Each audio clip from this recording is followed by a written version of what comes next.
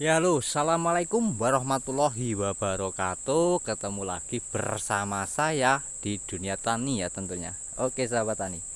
Untuk video kali ini apa pembahasannya yaitu ini berada di perkebunan kelapa sawit ya. Nah, perkebunan kelapa sawit dengan media tanamnya itu ada di tanah berpasir. Ini berpasir, sangat berpasir, bahkan pasirnya itu pasir putih ya, bisa dilihat. Tapi kualitas pada sawitnya sangat hijau dan buahnya tuh sangat sempurna.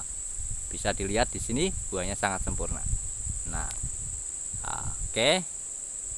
Jadi untuk pembahasan kali ini ialah kenapa ya kok sawit di tanah pasir itu bisa sehijau ini. Ya, biasanya yang terjadi kan sawit itu kalau di lahan berpasir kayak gini itu kan sangat cepat menguning ya.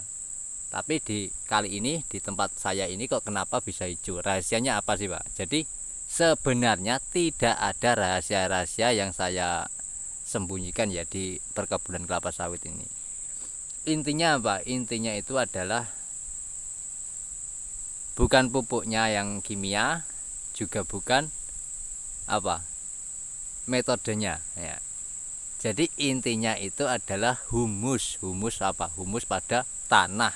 Jadi kita harus kembali lagi ke tanah, ke medianya. Jadi tanah itu kita harus perhatikan benar-benar supaya menghasilkan kayak gini, hijau sawitnya ya. Jadi gini loh. Intinya itu gini.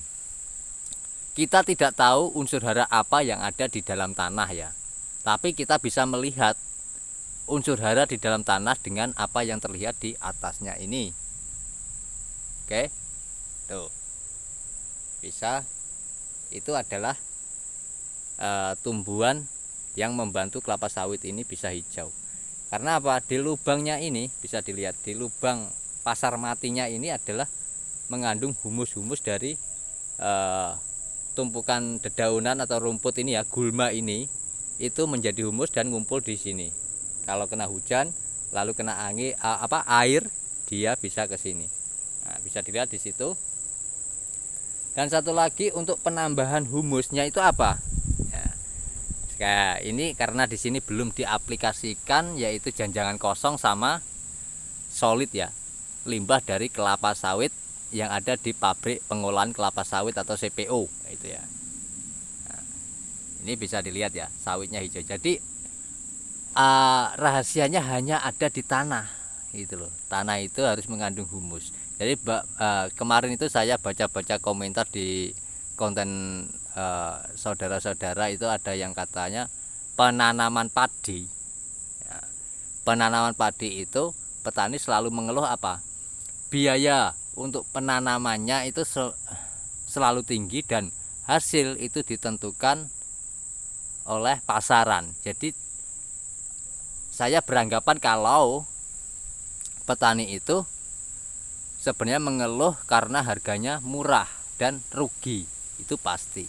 Karena apa? Metode dan mindset bertaninya itu sudah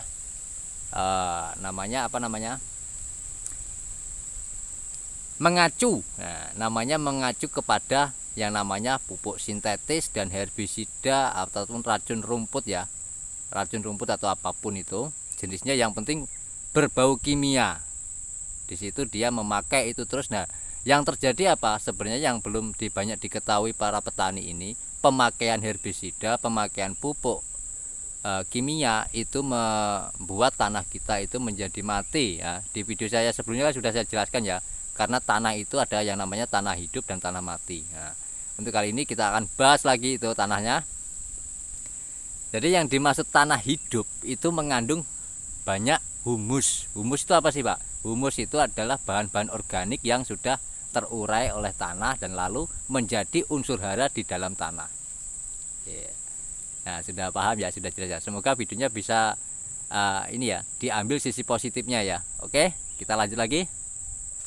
Nah, jadi petani padi kemarin yang saya baca itu dia berkelah kesah tentang itu. Nah, dan saya sarankan untuk memakai metode organik. Nah, dia menjawab lagi kalau metode dia sudah pernah mencoba dengan organik itu, lahan 1 hektar itu biasanya 15 ton, dengan organik itu hanya 5 ton. Nah, ini permasalahannya pada petani-petani ya.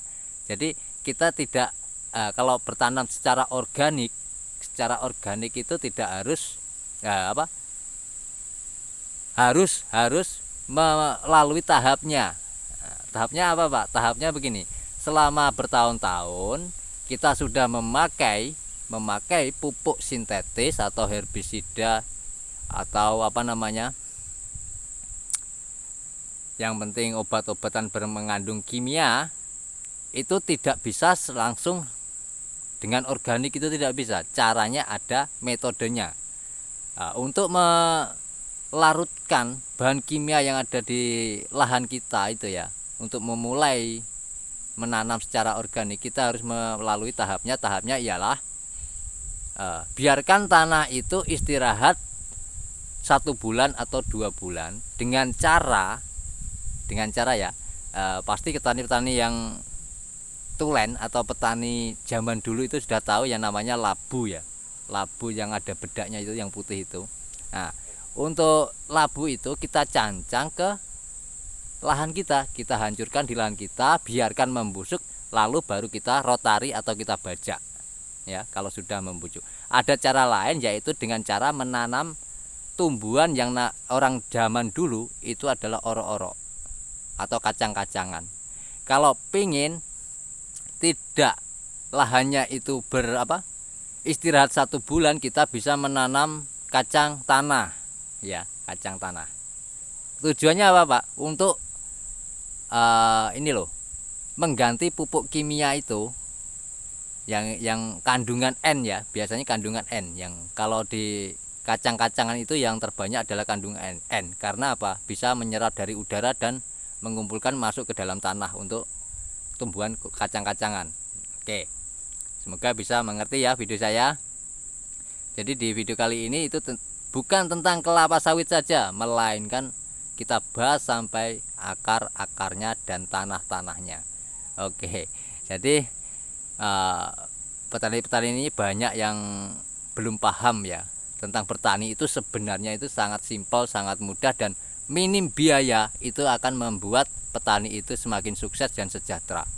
Nah, tapi petani yang saya jumpai untuk saat ini itu adalah mindsetnya sudah salah menurut saya ya, karena apa? Sudah terjebak pada lingkaran setan. Nah, lingkaran setan apa, Pak? Jadi sudah terjebak dalam namanya kimiawi, semua harus pakai kimia, pupuk kimia maupun herbisida. Nah, ini yang harus dimengerti petani ini. Dampaknya apa? Untuk 1 kali 2 kali pemakaian memang di tanaman selalu bagus, hasilnya bagus, tapi hanya sementara. Sedangkan dengan metode organik ini, kita semakin lama mengasih bahan organik pada lahan kita, itu akan semakin bagus dan hasilnya akan melebihi pupuk kimia. Nah, jadi yang harus diketahui para petani ini. Nah, jadi nenek moyang kita zaman dulu itu tidak pernah mengajarkan yang memakai pupuk ini. Itu tidak pernah, hanya cukup pakai pupuk kompos. Jadi pupuk kandang ini banyak juga yang salah mengartikan gitu loh. Jadi kebanyakan sekarang petani-petani kalau pupuk kandang ini dianggap kompos atau media tanam awal. Nah, itu menurut saya salah. Karena apa? Sebenarnya untuk pupuk kandang ini adalah pupuk yang terbaik sedunia menurut saya ya. Oke, semoga bisa dimengerti ya video saya. Jadi dari situ bisa diambil sisi positif video saya, dan semuanya emang butuh proses, tidak ada yang instan ya. Sekali lagi, tidak ada yang instan, semuanya butuh perjuangan. Oke, semoga bisa menginspirasi petani-petani maupun petani padi, petani kelapa sawit, petani buah-buahan, atau petani hortikora. Yang penting kita harus semangat untuk belajar apa, Pak? Belajar bertani. Gini loh, satu lagi ya, petani itu tidak sadar kalau dirinya itu berasal dari tanah. Nah, ini tidak sadar. Nah, kalau dirinya aja berasal dari tanah, kalau dikasih kimia terus apa menjadi sehat? Tentunya tidak. dan rentan terhadap penyakit. Itu pasti. Nah, makanya pola bertani itu kita harus mengerti diri sendiri sebelum mengerti pertanian atau alam itu sendiri. Oke, semoga bisa menginspirasi, dan sampai di sini aja untuk pembincangan tentang pertanian di Indonesia maupun di kelapa sawit. Kita bahas semua di sini, dan semoga bisa bermanfaat bagi petani-petani dan bisa menjadi merubah pola pikir petani untuk semakin sadar kalau petani kita sudah mulai ditinggalkan. Ya, banyak sekarang petani-petani yang sudah berumur di atas 40 ke atas maupun 50. Itu sudah banyak. Untuk pemudanya sendiri sudah tidak berharap ke pertanian karena apa? Selalu tidak sebanding dengan hasil panen itu pasti. Nah, banyak yang di situ. Sebenarnya kalau bertani yang sesungguhnya itu kita harus mengerti alam, mengerti diri sendiri, itu akan lebih mudah untuk bertani. Oke, semoga bisa bermanfaat dan menginspirasi bagi petani sawit maupun petani hortikura, petani kelapa padi, petani alpukat, durian, semuanya sama saja, tidak ada bedanya. Yang penting kita harus tahu ilmu pertanahan ini. Oke, cukup di sini aja ya videonya, dan bila ada salah kata ya mohon maaf sebesar-besarnya, bukan bermaksud untuk